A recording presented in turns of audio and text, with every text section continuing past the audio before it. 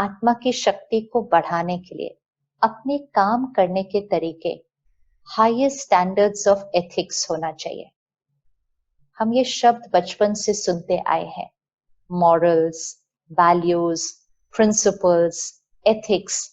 ये शब्द नहीं है सिर्फ, ये एक वाइब्रेशन है, ये एक शक्ति है। इसमें भी हमें ये नहीं देखना है कि बाकी सब लोग क्या करते हैं, उनके एथिक्स क्या है, उनके प्रिंसिपल्स क्या है, उनके मॉरल्स क्या है। नहीं तो हम कहेंगे हाँ आजकल तो सब लोग थोड़ा बहुत तो चलता है ना, थोड़ा बहुत से क्या होगा।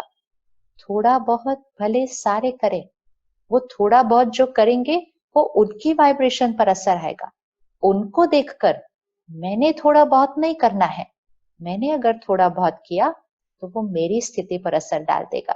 सो highest standards of ethics, values and principles, highest standards, not standards which everybody is following, highest standards of values, principles and ethics अपने काम करने के तरीके में। कुछ सालों से हमारा ज्यादा फोकस जो हुआ वो इस पर हुआ कि हम कितना कमाते हैं, हम कितना अचीव करते हैं, कितना नाम मान शान धन हमने कितना कमाया है। So the focus became on हमने कितना कमाया है। कितना जो कमाया है उससे हमारे घर में सामान आएगा, हमें पोजीशन मिलेगी, हमें रोल्स मिलेंगे।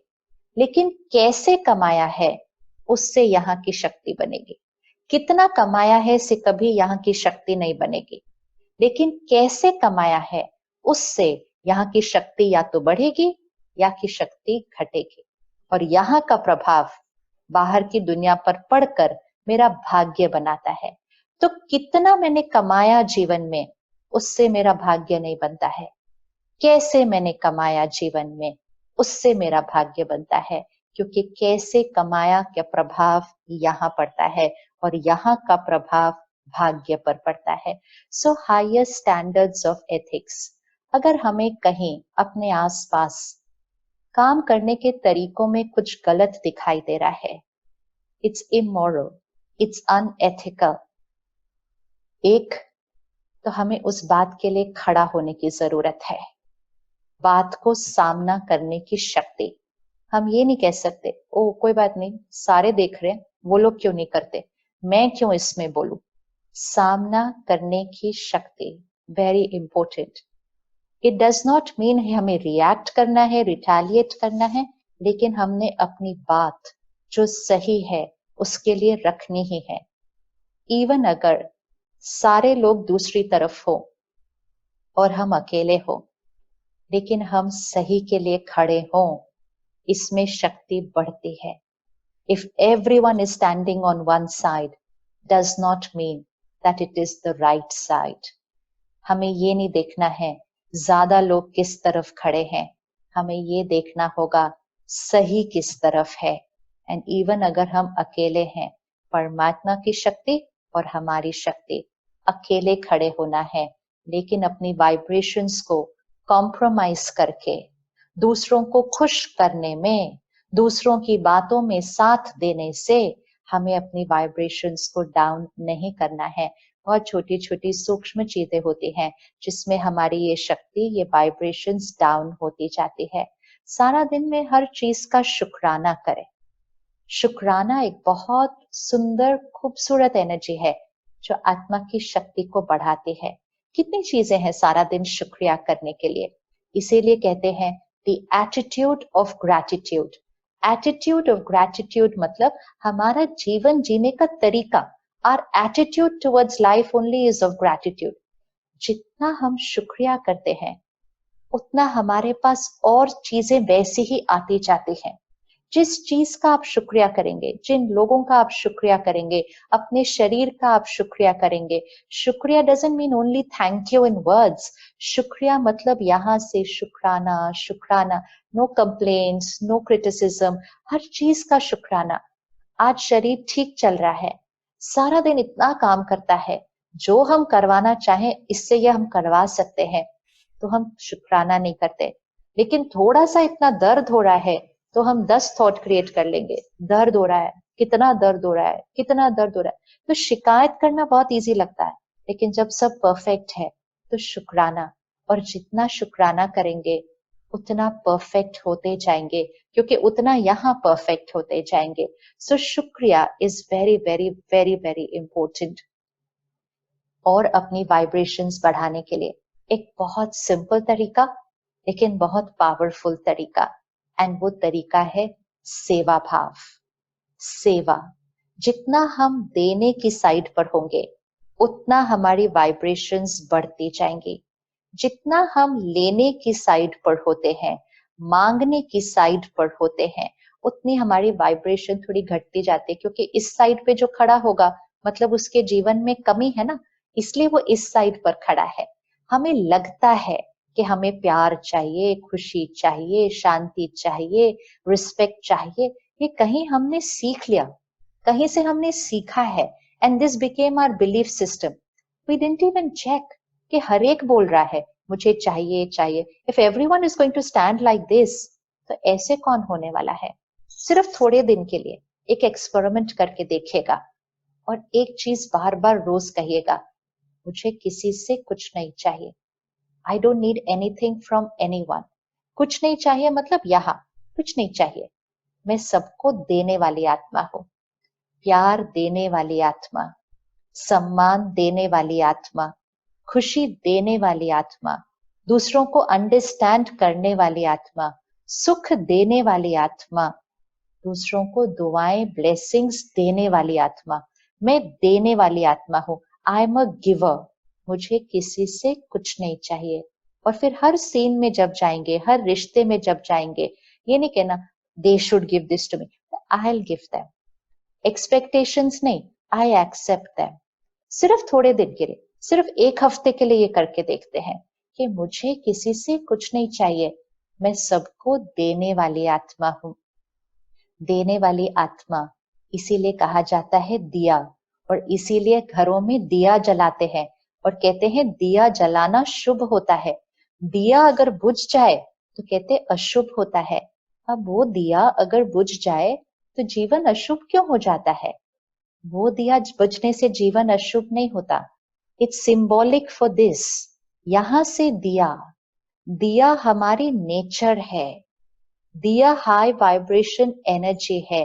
दिया, जब तक हम अपने जीवन में दिया वाली साइड पर रहेंगे, love, respect, compassion, care, blessings दिया वाली साइड पर रहेंगे, तब तक हमारा जीवन शुभ है। क्योंकि हम दिया है तो हाई वाइब्रेशन है, हाई वाइब्रेशन है, प्रभाव हाई है, हमारा जीवन शुभ रहेगा।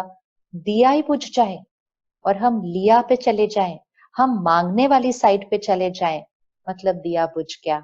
और दिया बुझ गया तो पता है हमें क्या होता है। तो दिया वाली साइड पर रहना। Let's be a giver in life. And उसके लिए हमें अपने आप को रोज याद दिलाना पड़ेगा। जैसे एक पेरेंट अपने बच्चे को याद दिलाता है ना, बच्चा कहता है मुझे उनसे ये चाहिए, मुझे उनसे वो चाहिए, मुझे उनसे वो चाहिए। तो पेरेंट बच्चे को क्या याद दिलाता है? तुम्हें किसी से कुछ नहीं चाहिए, हमारे पास सब कुछ है। दूसरों से मांगने नहीं जाना, दूसरों के घर से उठाने नहीं जाना, स्कूल से किसी का उठाकर नहीं ले आना, हमारे पास सब कुछ है। इसी तरह हमें भी कुछ नहीं चाहिए, हमारे पास सब कुछ है। और हमारे पेरेंट से हम सब कुछ ले सकते हैं। लेना ही है ना, तो उससे लेना है जो भरपूर है, जो उसका सागर है। उससे लेकर खुद को भरना है और सबको सिर्फ देना है। तो let's be a giver in life, never a Sikar. And दूसरा, हर कर्म करते हुए सिर्फ एक ध्यान रखें, अपनी वाइब्रेशंस ऊंची करनी है ना, इस पावर को और बढ़ाना और हाईएस्ट तक लेकर जाना है। तो हर कर्म करते हुए सिर्फ इतना ध्यान रखें कि हमारे कर्म से दूसरों को सुख मिले। और जब दूसरों को सुख मिलेगा, उनका जो सुख होगा वो सुख हमारे लिए आशीर्वाद बन जाएगा। जैसे अगर हम किसी को एक ग्लास पानी भी पिलाते हैं, the person need not say thank you, the person need not say lots of love and blessings to you. उसको दुआएं देने की जरूरत नहीं है, उसको शुक्रिया कहने की भी जरूरत नहीं है।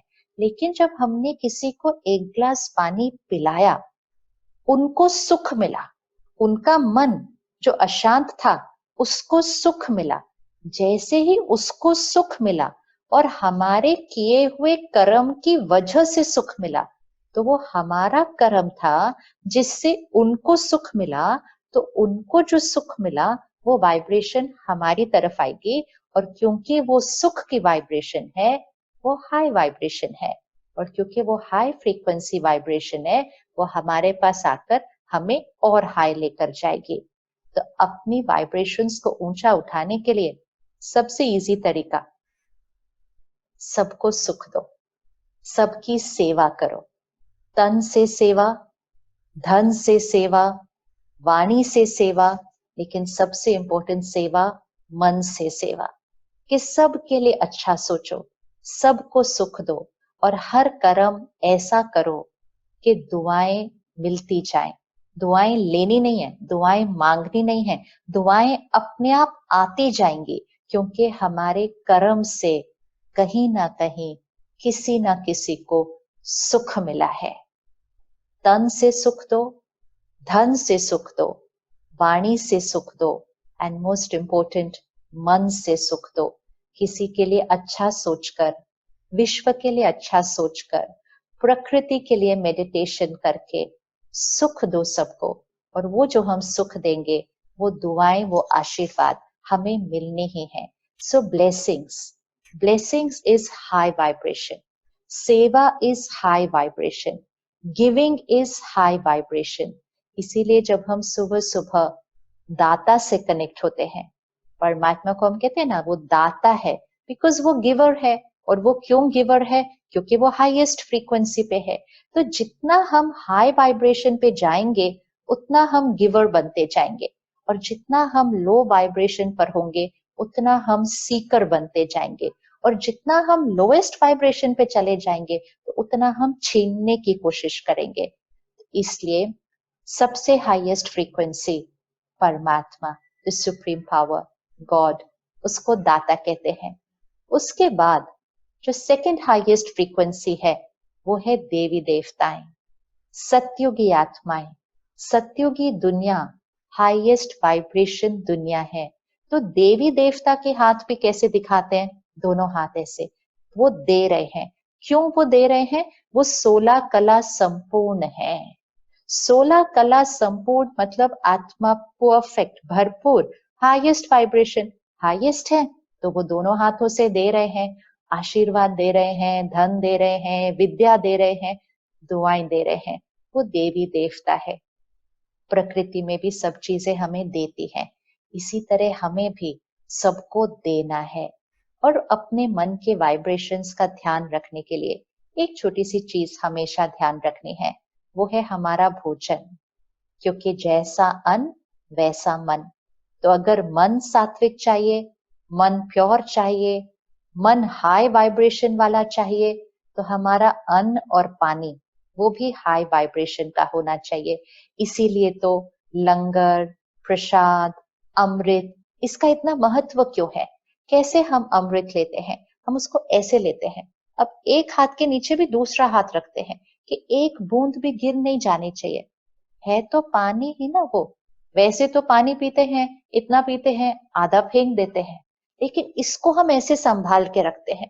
प्रसाद का एक कणा दाना भी नीचे नहीं गिरना चाहिए, और अगर गलती से नीचे गिर गया तो उसको भी उठा के साफ करके उसको खा लेते हैं, और प्रसाद भी सबको बांट के खाते हैं।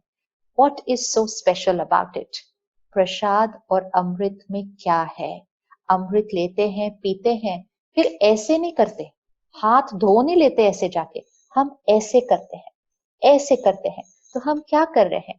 पानी तो था, उसको ऐसे क्यों करना है?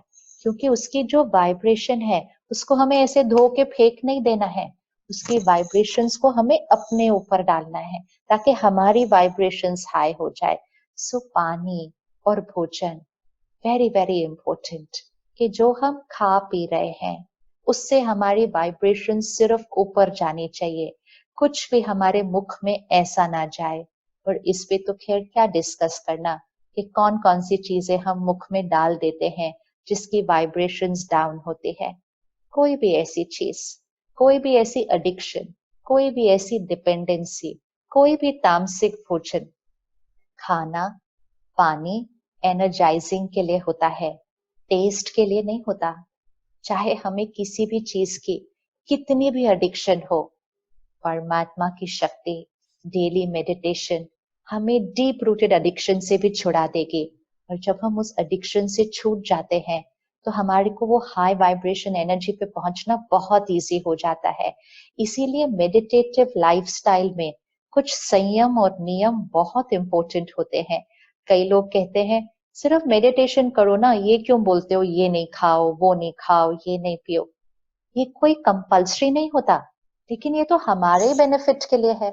अगर हम सुबह उठें, स्पिरिचुअल स्टडी करें, मेडिटेशन करें, 1-1.5 घंटा सुबह अपने लिए निकालें, और फिर सारा दिन में कुछ गलत खा लिया, कुछ गलत पी लिया, कोई गलत आदत शुरू कर दी, तो सुबह की मेहनत सारा दिन में तो वॉश आउट हो जाएगी। तो सुबह जो क्रिएट किया उसको सारा दिन सस्टेन करना होता है।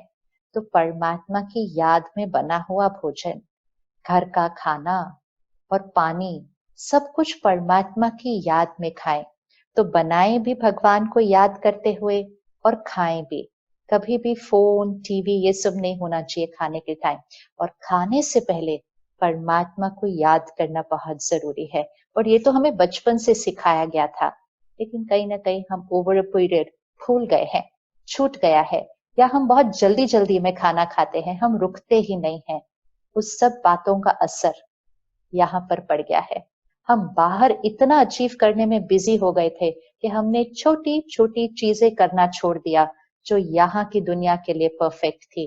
परमात्मा को याद करके भोजन करें, परमात्मा को याद करके पानी पिए, दूध, चाय, कॉफी जो भी मुख में जाता है 10 सेकंड रुककर परमात्मा को याद करके वो ईश्वरीय शक्ति की वाइब्रेशंस उस अन्न और पानी में डालकर उसकी वाइब्रेशंस को बढ़ाकर जब उसको हम ग्रहण करेंगे तो यहाँ की वाइब्रेशंस हाई होना बहुत इजी हो जाएगा। तो मेडिटेशन कुछ देर की नहीं होती है। स्पिरिचुअलिटी 1 घंटे की स्टडी नहीं होती है। स्पिरिचुअलिटी एंड मेडिटेशन एक लाइफस्टाइल है। It's a meditative lifestyle. And meditative lifestyle मतलब अ हाई वाइब्रेशनल लाइफस्टाइल, जिसमें परमात्मा का दिया हुआ ज्ञान, परमात्मा की दी हुई श्रीमत, डायरेक्शन कि क्या हमारे लिए सही है और क्या नहीं, एक कंपस की तरह हमारे साथ पूरा दिन चलती है। और परमात्मा का संग सारा दिन हर कर्म करते हुए, ईश्वर का संग, उससे पूछकर, उसकी राय लेकर। यस, मेडिटेशन मतलब a two way relationship with God. ऐसा नहीं कि सिर्फ हम बोलेंगे, हम उसका सुनेंगे, हम अपनी हर बात उससे पूछेंगे और उसके डायरेक्शन लेकर हम कर्म करेंगे। इसीलिए तो कर्म योगी कहते हैं। कर्म योगी मतलब हर कर्म योग की स्थिति में किया है। मेडिटेटिव कर्म, दैट इज कर्म योगी। तो सारा दिन जब ऐसा होगा तो हमारी वाइब्रेशंस हाई जाएंगी और फिर हाई ही रहेंगी।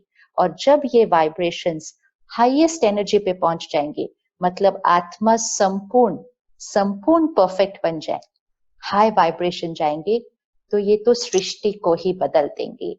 आज की दुनिया को हम कलयुग कहते हैं। कलयुग मतलब कलह कलेश की दुनिया। ये कलह कलेश की दुनिया बनाई किसने? ये तो हमने ही बनाई है। कैसे बनाई? इस दुनिया का ध्यान नहीं रखा। इस दुनिया का ध्यान नहीं रखा तो यहाँ क्या लाया? काम, क्रोध, लोभ, मोह, अहंकार, ईर्ष्या, द्वेष, नफरत, आल सब यहाँ क्रिएट कर दिया। तो बाहर कलयुग बन गया। ये कलयुग हम सब ने ही मिलकर बनाया है। कलयुग अपने आप नहीं बना था। We created our world. संकल्प से सृष्टि बनती है। यहाँ से the inner world creates the outer world. कलयुग हमने बनाया है। और आज हम सब कह रहे हैं the world needs to change. हम सबको बहुत क्लियर है कि हम कैसी दुनिया चाहते हैं। सिर्फ उस दुनिया को बनाने की विधि नहीं पता चल रही, तो हम उस दुनिया को बनाने का तरीका बाहर ढूंढ रहे हैं। यूनिटी हो, प्रकृति अच्छी हो, सब हेल्दी हो, ये सब हम बाहर करने की कोशिश कर रहे हैं। बाहर नहीं, इसको यहाँ करना पड़ेगा। संसार संस्कार से बनता है। जब हम संस्कारों को सत्योगी बना लेंगे, गिविंग, देने का संस्कार, दुआओं का संस्कार, दुआएं कमाने वाले कर्म, ethical highest standards, compassion, caring, cooperation, जब ये हमारे संस्कार बन जाएंगे, थोड़ी देर वाले नहीं, थोड़ी देर तो ये संस्कार हमारे आज भी हैं, लेकिन जब ये हमारा परमानेंट संस्कार बन जाएंगे कि हम कभी भी दिन में किसी भी सीन में यहाँ नहीं आएंगे, हमेशा यहाँ हाईएस्ट स्टेज, तब हमारे संस्कार सत्युगी संस्कार बन जाएंगे। और जब हमारे संस्कार सत्युगी संस्कार बन जाएंगे तो संस्कार से संसार, सृष्टि सत्युग बन जाएगी। सत्युग हम सब चाहते हैं, लेकिन हम समझते हैं कि सत्युग अपने आप आ जाएगा। सत्युग आएगा नहीं, सत्युग हमें लाना है। और कैसे लाना है? अपनी वाइब्रेशंस को श्रेष्ठ बनाकर, परमात्मा का ज्ञान, परमात्मा की शक्ति, परमात्मा से कनेक्शन, सत्युगी संस्कार, सत्युगी जीवन जीने का तरीका सारा दिन, तो सत्युगी संसार इस सृष्टि पर आना ही आना है। परमात्मा स्वयं इस सृष्टि पर आकर ये ज्ञान हमें देते हैं, ये जीवन जीने का तरीका हमें सिखाते हैं। और परमात्मा के महावाक्य है कि ये कलयुगी सृष्टि अब परिवर्तन होकर सत्युगी सृष्टि आनी ही है। और ये बहुत साल पहले ही बता दिया था, और अब तो हमें उसके आसार भी दिखाई दे रहे हैं। चारों तरफ कितना कुछ ऐसा हो गया है जो अति में जाकर पहुंच गया है। तो कलयुग अति को पहुंच चुका है, कलयुगी जीवन जीने का तरीका अति को पहुंच चुका है। जब कोई चीज अति को पहुंच जाती है तो उसका अंत होना जरूरी है। That way of thinking, that way of living, that way of working, it has to change, it has to finish. और इसीलिए एक नया तरीका, a new way of thinking, a new way of living, a new way of working, a new way of behaving, सत्युगी संस्कार, सत्युगी संस्कार। तो परमात्मा का ज्ञान रोज स्टडी करें, अपने लिए 1 घंटा रोज रखें। आप जहां रहते हैं आपके नजदीक राजयोग मेडिटेशन सेंटर है, वहां पर 1 घंटे के लिए जाकर 1 हफ्ता इस मेडिटेशन को सीखें। और परमात्मा आकर कैसे ये ज्ञान दे रहे हैं और कैसे संस्कार परिवर्तन सिखाते हैं। ये घर बैठे ऐसा लग रहा होगा ये सब तो बहुत मुश्किल है, हमारे से कैसे होगा। एक्चुअली ये बहुत इजी है, इससे ज्यादा इजी शायद कुछ भी नहीं होगा। बाहर जो हम इतना कुछ करते हैं उसमें तो कितनी मेहनत लगती है, ये सब तो बहुत इजी है क्योंकि उसकी शक्ति है और उसका ज्ञान है, तो बहुत सहज हो जाता है। तो सेंटर पर आए, मेडिटेशन सीखें, इस ज्ञान को स्टडी करें और इस लाइफस्टाइल को थोड़े दिन के लिए एक्सपेरिमेंट करें। परमानेंट नहीं बनाए, सिर्फ एक्सपेरिमेंट करें। अपने आप को 3 महीने दीजिए इस मेडिटेटिव लाइफस्टाइल को एक्सपेरिमेंट करने के लिए। 3 महीने वैसे लगेंगे नहीं, पहले महीने में ही आप अपनी वाइब्रेशन को यहाँ से यहाँ महसूस करेंगे 3 महीने में, और आप ऊपर आ जाएंगे। और फिर तो उसको ऊपर ही रखना है। तो ये प्रैक्टिस यहाँ को चेंज करेगी और यहाँ से हम सब मिलकर यहाँ को चेंज करेंगे। तो ये एक्सपेरिमेंट जरूर करिएगा। मेडिटेशन और स्पिरिचुअल लाइफस्टाइल से संस्कार परिवर्तन, और संस्कार परिवर्तन से संसार परिवर्तन। सत्युगी संस्कारों से सत्युगी संसार हम सबको मिलकर लाना है। सृष्टि पर स्वर्ग पुनः हम सबको मिलकर लाना है। और ये परमात्मा का वायदा है कि सृष्टि पर स्वर्ग तो हमें लाना ही है। ओम शांति।